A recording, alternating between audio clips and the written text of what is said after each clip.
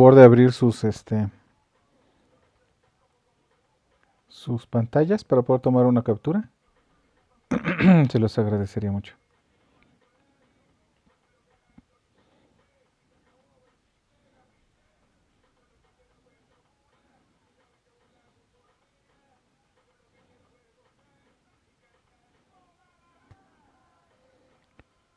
Muy bien, faltan algunos nada más.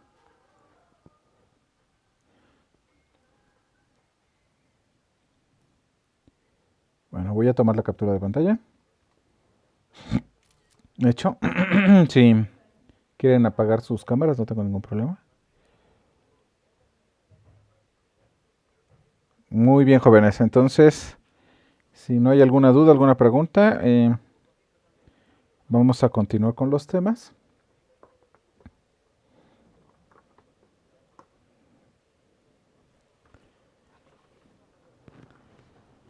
Voy a compartir pantalla para continuar. Permítanme nada más un segundo, necesito un cable.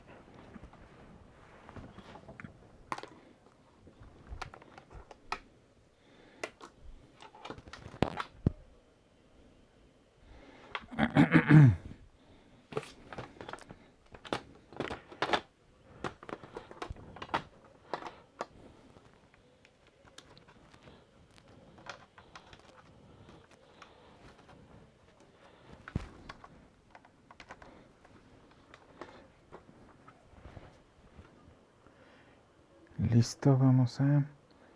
¿Cuál era? Nos quedamos acá. Muy bien, pues bueno, esa es la última parte que habíamos estado revisando antes de irnos de vacaciones, que era la parte del ácido úrico y de los ataques, pues precisamente de gota artrítica. Y nos habíamos quedado en este último grupo de fármacos, que es el Probenecid y la sulfinpirazona, perdón, que son fármacos úricos, ¿no? Empleados para disminuir la reserva corporal del urato. Acuérdense que todo esto tiene que ver con los cristales y de cómo estos se almacenan precisamente en las articulaciones. Y después cómo el sistema inmune es el que se encarga, ¿no?, de atacar esta parte y pues producir la inflamación local. Es un fenómeno pues muy parecido a la artritis, solo que se hace de manera muy focalizada y muy aguda, ¿no? Entonces, bueno, aguda si se más o menos se va controlando. Claro, hay situaciones donde los ataques gotosos pues son muy agudos, localizados. Generalmente la gente reacciona muy bien, sabe muy bien que cuando consume ciertos productos es cuando va a venir la reacción inmunológica, y muchas veces lo controlan de esa manera, ¿no?, con la misma dieta, con estas cuestiones. Sin embargo, hay personas en las cuales esto se va haciendo y se va agravando, ¿no? Personas que pues tienen un ataque, después pues, esporádicamente se va haciendo más frecuente, de ser esporádico a más frecuente, y en estos hay que estar teniendo mayor cuidado para tener pues no solo el tratamiento con la alimentación y demás, sino también con los fármacos. Y en un paciente que excreta grandes cantidades de ácido úrico, pues no debe de administrarse compuestos úricos. Eso que estábamos platicando, que estuvimos hablando la vez pasada. Bueno, estos que son los fármacos que más se utilizan, pues se reabsorbe por completo en los tubos renales y se degrada con lentitud, con una semivida sérica terminal de 5 a 8 horas. La sulfinpirazona o su derivado, el hidroxilado activo, se secreta con rapidez por los riñones. No obstante, la duración de su efecto después de la administración oral es casi tan prolongada como la del primer fármaco que estuvimos revisando, y pues se administra 1 o 2 veces al día. Permítanme, voy a dejar entrar a alguien. Listo. Esta me parece que ya la tienen, ¿no?, esta presentación. Si no mal recuerdo, se las debió haber dado o debe de estar arriba en el Classroom. La presentación que vamos a ver después de esta, todavía no la subo porque no está terminada. Yo creo que la termino el fin de semana y ya estaríamos en posibilidades de poderla subir a la red o a la plataforma que hemos estado manejando. El ácido úrico se filtra en el glomérulo, al igual que muchos otros ácidos débiles. Y también se reabsorbe y secreta por segmentos intermedios del túbulo proximal. Ese es en el caso de la farmacodinámica de estos, ¿no? Y los fármacos uricosúricos, hay grandes dosis de ácido acetilsalicílico, pues afectan estos sitios de transporte activo de tal manera que la absorción neta del ácido úrico en el tubo proximal pues disminuye. Y puesto que el ácido acetilsalicílico a dosis menores de 2.6 gramos diarios causa retención neta del ácido úrico por una inhibición del transportador secretor, no debe indicarse para la analgesia en personas con gota, ¿no? Esa es una de las contraindicaciones. Alguien con gota, ácido acetilsalicílico no, porque interfiere precisamente con la dinámica precisamente del ácido úrico. Y la secreción de otros ácidos débiles, por ejemplo, penicilina también decrece por el efecto de los compuestos uricosúricos.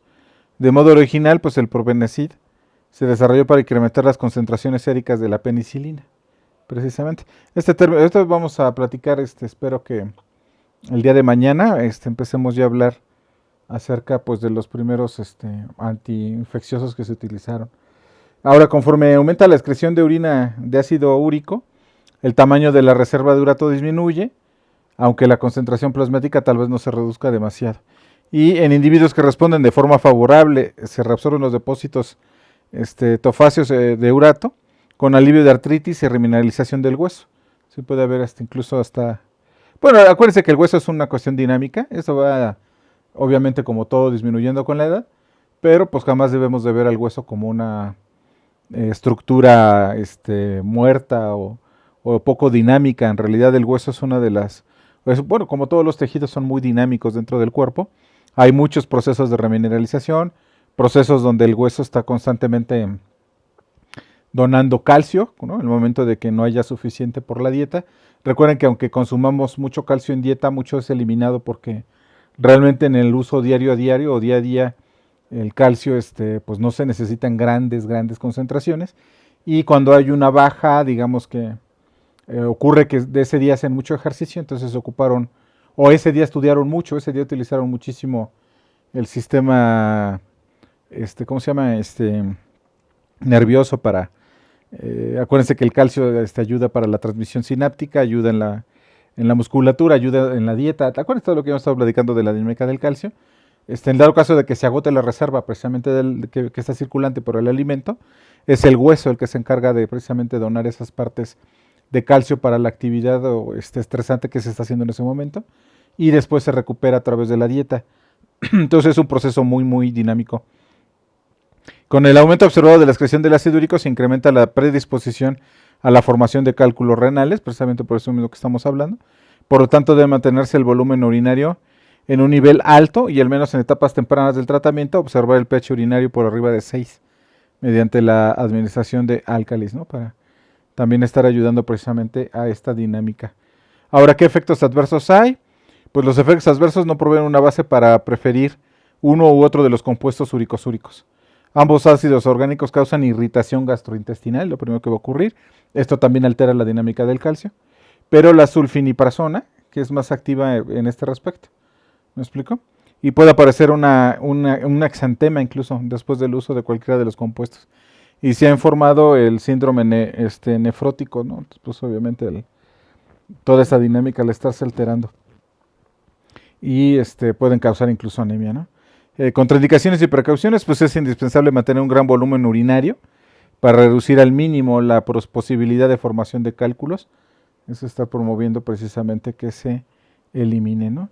Y el alopurinol, que va a ser el último que vamos a revisar, pues el tratamiento ideal y preferido para la gota en el periodo intercrítico, o sea, entre las crisis agudas, y que es precisamente esto, y pues reduce la carga corporal total del ácido úrico por inhibición de las oxidasas. O sea, simplemente lo que ustedes van a tratar de regular ahí o de mantener es precisamente una cantidad de ácido úrico bajo. Y se absorbe en un 80% después de administración oral y tiene una semivida sérica terminal de 1 o 2 horas. Y al igual que el ácido úrico, pues el purinol se degrada por acción de la oxidasa de xantinas por el compuesto resultante de la oxantina y conserva su capacidad de inhibir la oxidasa.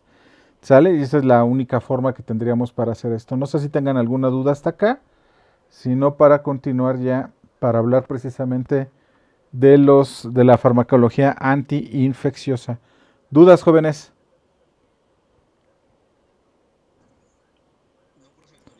Ok, perfecto. Esta les digo que esta les digo que todavía no la subo a ninguna plataforma. Espero que la chica que luego tiene problemas para observar la pantalla no tenga en estos momentos problema porque no está completa. Entonces, si la guardo, al ratito pienso que ya está completo y ya no, empiezo a tener problemas de continuidad de la clase. Pero bueno, vamos entonces a ver precisamente la farmacología antiinfecciosa.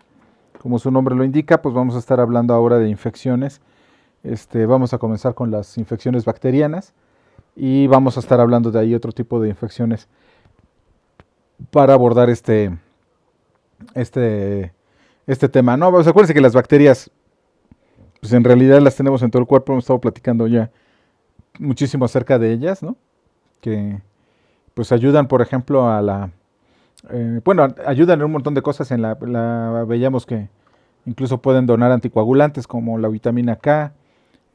Son los responsables, por ejemplo, también de muchas de las dinámicas de digestión para que podamos nosotros absorber ciertos nutrientes. Acuérdense que estuvimos ya platicando que incluso variaciones en esa microbiota intestinal se relacionan pues con algunos problemas. Incluso por ahí, ayer que estaba revisando, estaba revisando cosas de estas, ayer o antier, por ahí vi ya un artículo, nada más que no lo pude jalar.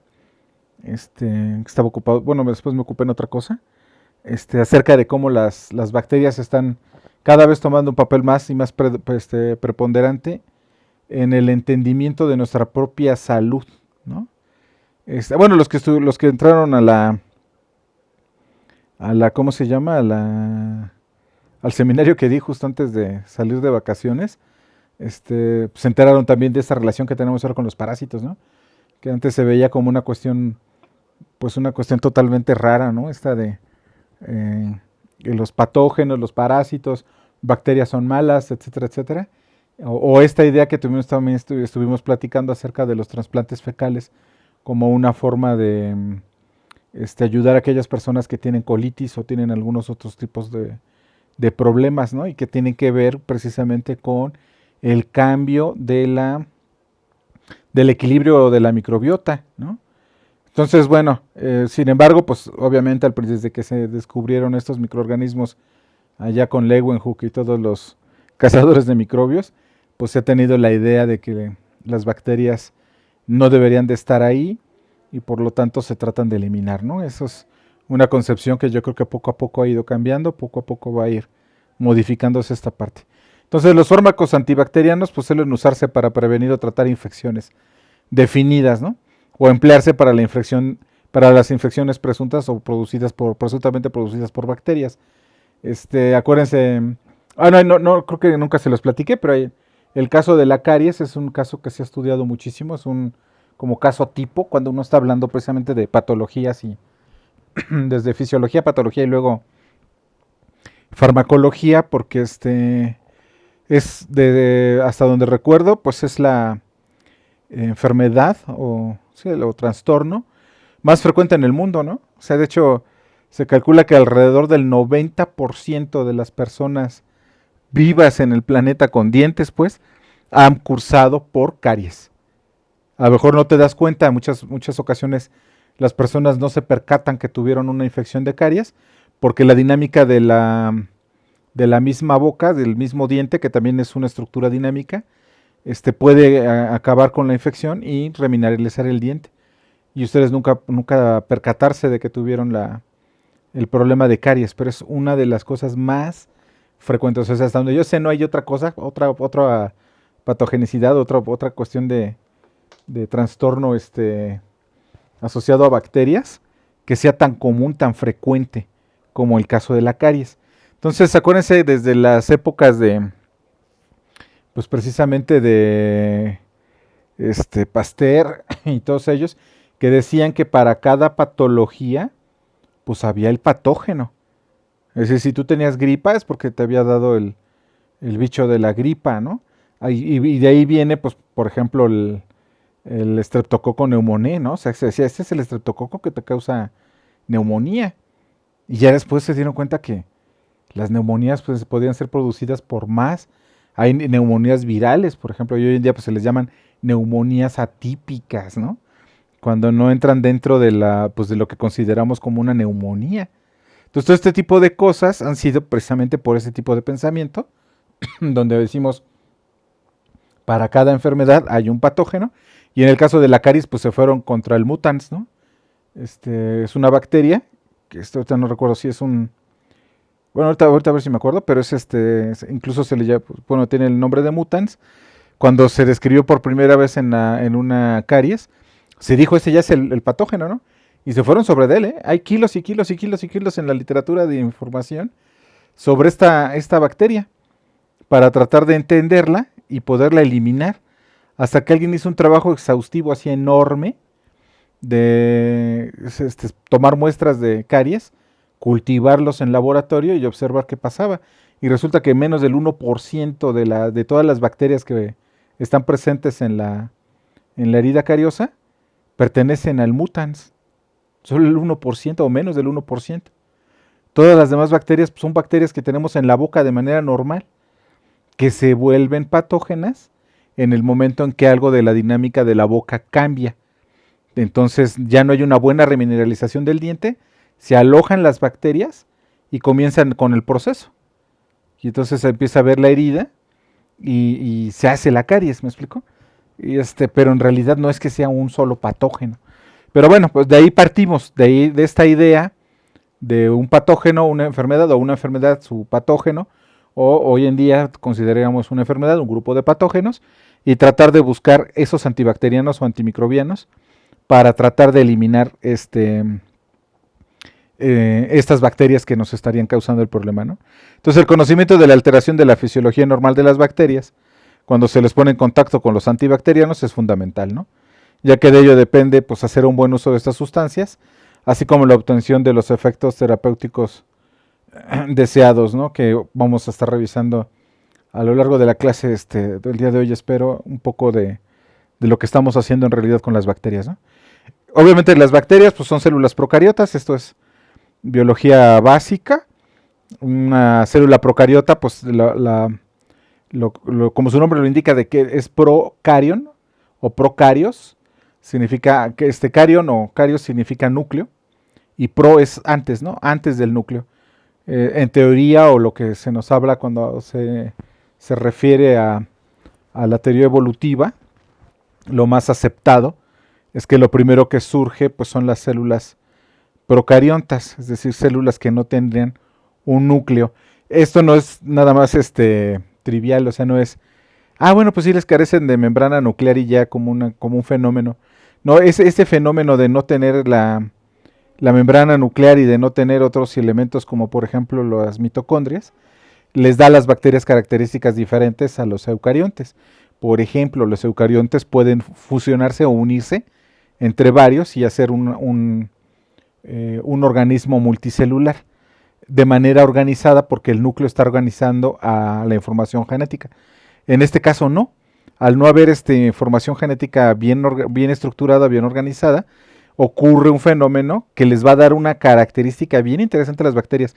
Esto de los plásmidos, que son grupos de ADN que no, obviamente al no haber núcleo, no están dentro del núcleo, no están organizados, pero que pueden ser transcritos y producir proteínas o producir cosas aquí afuera, ¿eh?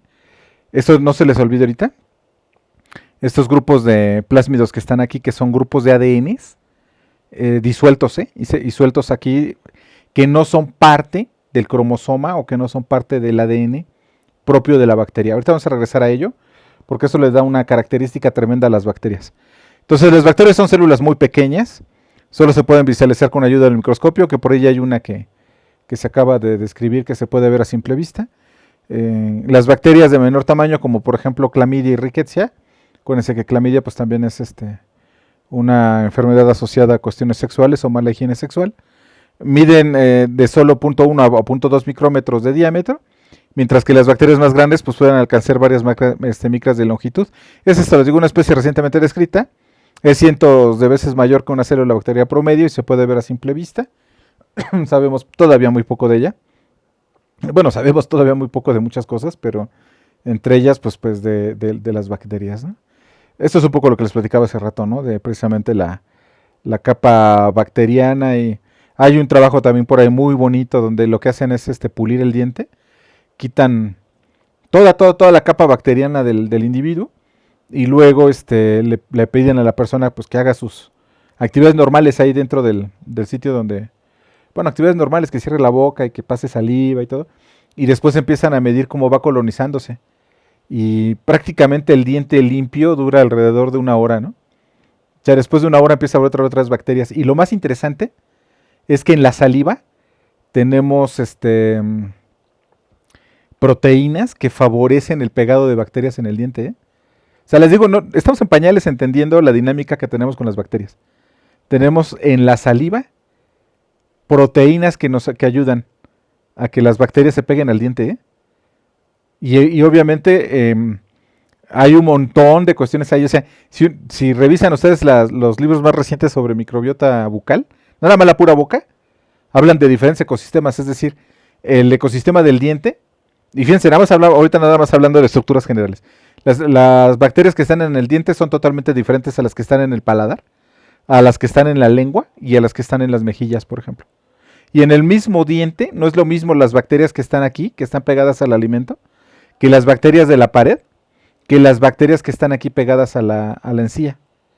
O sea, en el mismo diente hay cuando menos 3 o 4 ecosistemas diferentes que favorecen diferentes bacterias. E incluso la anatomía dental favorece o perjudica, como lo quieran ver, ciertos grupos de bacterias. Individuos con anatomías bucales muy complejas, es decir, con los dientes muy chuecos, para acabarla pronto, son más propensos a tener halitosis, por ejemplo, mal aliento.